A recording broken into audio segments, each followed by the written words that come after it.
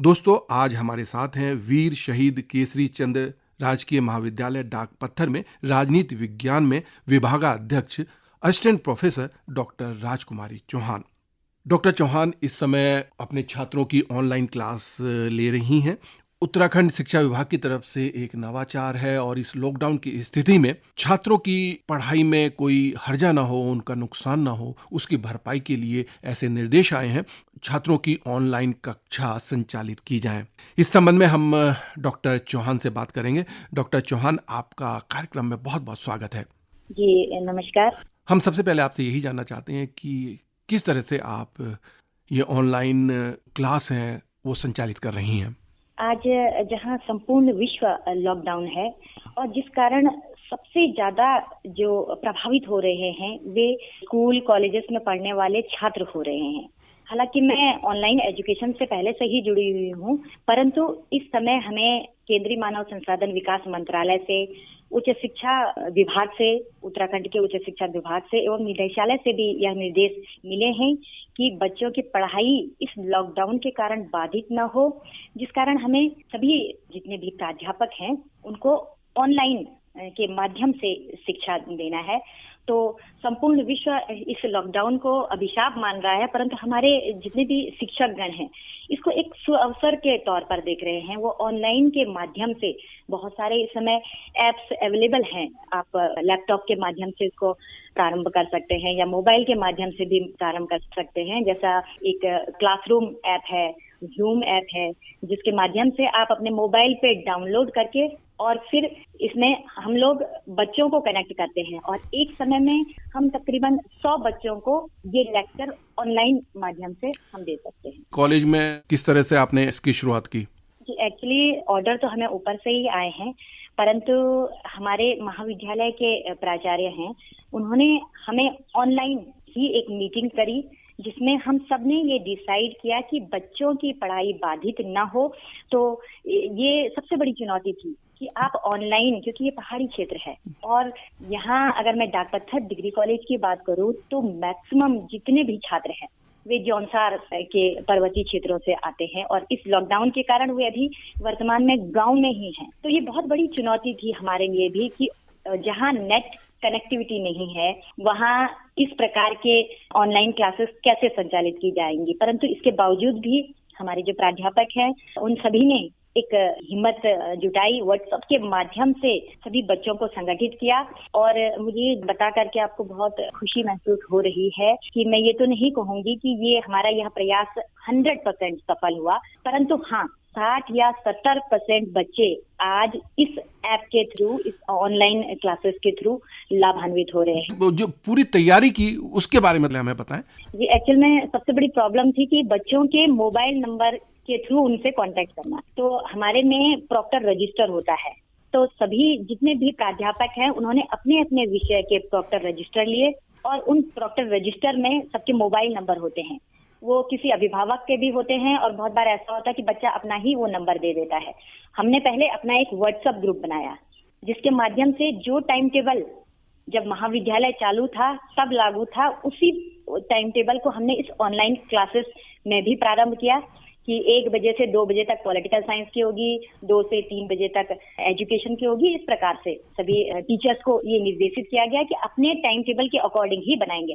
अब सबसे बड़ी चुनौती थी क्योंकि बच्चा आपके सामने नहीं है और आपके पास इतनी सुविधाएं नहीं है, परंतु हायर एजुकेशन में लगभग मैं समझती हूँ कि हर प्रोफेसर के घरों में या तो लैपटॉप है और या प्रोजेक्टर है, क्योंकि मैं प्रोजेक्टर के माध्यम से ही उनको पीपीटी के माध्यम से बच्चों को पढ़ा रही हूँ और ऑनलाइन ऐप के थ्रू तो सारे बच्चे जितनी भी टीचर्स जो भी पढ़ा रहे हैं वो ऑनलाइन के माध्यम से देख रहे हैं। तो किस तरह का रेस्पॉन्स बच्चों का रहा और उनके अभिभावकों का रहा इस ऑनलाइन पढ़ाई के बारे में? मैं तो प्रत्येक दिन 15 या 20 जो बच्चे हैं उनके फोन नंबर पे फोन करके उनकी प्रतिक्रिया जान रही हूँ, उनके अभिभावकों की प्रतिक्रिया जान रही हूँ।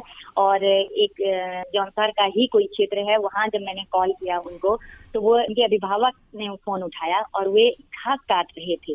तो उनमें एक बहुत अच्छा उत्साह था, उनको बहुत अच्छा लगा और उन्होंने कहा कि मैडम मैं यहाँ घास काट रहा हूँ और मुझे बहुत संतुष्टि हो रही है कि कोई मेरे बच्चे की चिंता इस लॉकडाउन में भी कर रहा है, क्योंकि हमें उम्मीद नहीं थी कि अब कॉलेज बंद हो गए हैं, हमारे बच्चों की पढ़ाई चौपट हो गई है, लेकिन आप लोगों ने इस प्रकार की जो ये ऑनलाइन एजुकेशन आपने प्रारंभ किया है, तो ये वास्तव में छात्रों के लिए एक वरदान है। और सबसे बड़ी बात मैं आपको बताऊं कि मेरे तो बहुत सारे स्टूडेंट ऐसे हैं जो ग्रामीण क्षेत्रों से आते हैं, बहुत सारी लड़कियां हैं जो घास काट रही हैं और ऑनलाइन वो मुझे दिखाई देती है और वो कहती भी है कि मैडम हम जंगल में आ रखे हैं, लकड़ियां बीनने आ रखे हैं, घास काट रहे हैं। और घास जैसे ही मेरी क्लास प्रारंभ होती है वो घास काटना छोड़ करके जो जहाँ पे है वहीं पे बैठ करके उस ऑनलाइन क्लास का आनंद लेता है और बहुत इंजॉय कर रहे हैं बच्चे। उनके लिए ये एक नया एक्सपीरियंस है कि अपने घर में बैठ रखे हैं, अपने डेली रूटीन के काम भी कर रहे हैं और अपने काम के साथ साथ इस प्रकार की वे एजुकेशन भी ले रहे हैं। आपको लगता है कि ये एक सफल प्रयोग है और इसमें बच्चे अच्छा रेस्पॉन्स कर रहे हैं?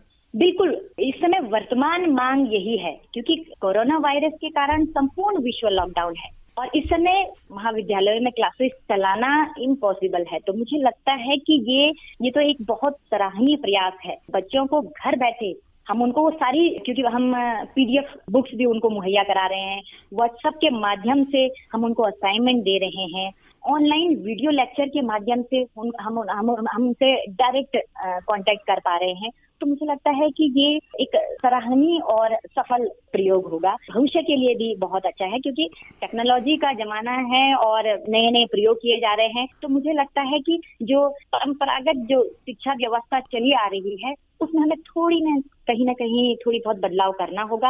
अगर हमें आगे बढ़ना है, देश को आगे बढ़ना है, तो मुझे लगता है निश्चित रूप में इस प्रकार की टेक्नोलॉजी को हमें अपने प्रयोग में लाना पड़ेगा। अच्छा, ये तो आपने बताया कि जो आप इंटरैक्टिव जो क्लासेस हैं वो आप ले रही हैं, लेकिन मूल्यांकन की भी कोई आपने व्यवस्था की है ऑनलाइन? इस समय हमें जो निर्देश मिले हैं वे मात्र ऑनलाइन क्लासेस, आपको अभी की ऑनलाइन क्लासेस चलानी है। मूल्यांकन के संबंध में इस प्रकार के अभी तक कोई निर्देश नहीं मिले हैं और अभी तक ये भी संभव है कि ये लॉकडाउन खुलने के बाद इनके एग्जाम हो। तो अभी तक फिलहाल तो हमें इस प्रकार के कोई निर्देश नहीं मिले हैं। हाँ, हमें कक्षा संचालित करने के निर्देश मिले हैं, तो रहा है कि संपूर्ण उत्तराखंड में पालन किया जा रहा है। लेकिन भविष्य में ऐसा भी हो सकता है कि आप मूल्यांकन भी ऑनलाइन करें अगर लॉकडाउन बढ़ता है आगे तो? बिल्कुल संभव है कि मूल्यांकन भी ऑनलाइन हो, परंतु अभी ये कहना जल्दबाजी होगा। इस प्रश्न का उत्तर तो समय पर हमें छोड़ देना चाहिए शायद। आपने बताया कि काफी सफल रहा है, लेकिन इसके क्रियान्वयन में आपको कुछ प्रॉब्लम भी आई होंगी और अब भी आ रही होंगी। जी बिल्कुल है, क्योंकि हर किसी के पास प्रोजेक्टर नहीं है, हर किसी के पास व्हाइट बोर्ड नहीं है, क्योंकि घरों में लगभग बहुत कम लोग इस प्रकार रखते हैं। हर किसी बच्चे के पास मोबाइल नहीं है जिससे वो ऑनलाइन क्लास ज्वाइन कर सके। तो ये बहुत सारी प्रॉब्लम्स हैं, क्योंकि नेट कनेक्टिविटी, बहुत सारे गांव ऐसे हैं जहां अभी भी नेट कनेक्टिविटी नहीं है। तो इस प्रकार की बहुत सारी प्रॉब्लम्स हैं, परंतु इसके बावजूद भी मैं तो इसको एक सफल प्रयोग ही कहूंगी, क्योंकि अगर हम 100% ना सही कि या 60% भी अगर इस मुहिम के माध्यम से बच्चा लाभान्वित होता है तो मैं इसको सफल ही कहूंगी। और कभी ना कभी हमें इस प्रकार की शुरुआत करनी ही पड़ेगी। ये सबसे अच्छा समय है मुझे लगता है। किस तरह से आप इस समय को बिता रही हैं, क्या क्या घर पर करती हैं? क्योंकि इस समय पढ़ने लिखने का, खासकर जो प्रोफेसर होता है उसको तो बहुत अच्छा ये समय मिला हुआ है, क्योंकि मैं अभी बुक्स भी लिख रही हूँ और जिस प्रकार से हमारा जो कॉलेज का रूटीन होता था उसी रूटीन से हमारी क्लासेस भी चल रही हैं। तो 3 या 4 लेक्चर हो जाते हैं। उसके उपरांत मैंने 2 घंटे का समय बच्चों से डायरेक्ट कांटेक्ट में रहती हूँ, उनको फोन करती हूँ, उनके अभिभावकों को भी मैं फोन कर रही हूँ। तो ये समय बहुत अच्छा बीत रहा है और बहुत बिजी। मुझे ऐसा लग रहा था कि अगर लॉकडाउन हो जाएगा और जो कामकाजी लोग हैं उनको घर में रहना थोड़ी मुश्किल होता है, परंतु मेरी वही रूटीन है जो मैं कॉलेज टाइम में जो रूटीन हुआ करती थी कि सुबह उठ करके नाश्ता बनाना और उसके बाद अपनी क्लासेस के लिए, कॉलेज के लिए तैयार होना। तो मैं बिल्कुल उसी प्रकार से तैयार हो रही हूँ और 10 बजे से क्लासेस चालू हो जाती हैं और ये क्रम शाम के 4 या 5 बजे तक चलता है और मुझे बहुत अच्छा लग रहा है। और मुझे लग रहा है समस्त उत्तराखंड में समस्त प्राध्यापकों का यही दिनचर्या इस समय हो गई है। एक चीज मैं और आपसे जानना चाहता था कि आप पॉलिटिकल साइंस की प्राध्यापिका हैं, लेकिन आपकी बहुत ही साहित्यिक अभिरुचि भी है, आप कहानी लिखती हैं, कविताएं लिखती हैं। तो क्या इस समय में ये जो कोरोना संकट का काल है, इसमें आपने कुछ इस तरह की रचनाएं भी की हैं? जी बिल्कुल बिल्कुल बिल्कुल, क्योंकि इस समय मन में बहुत सारे विचार आते हैं।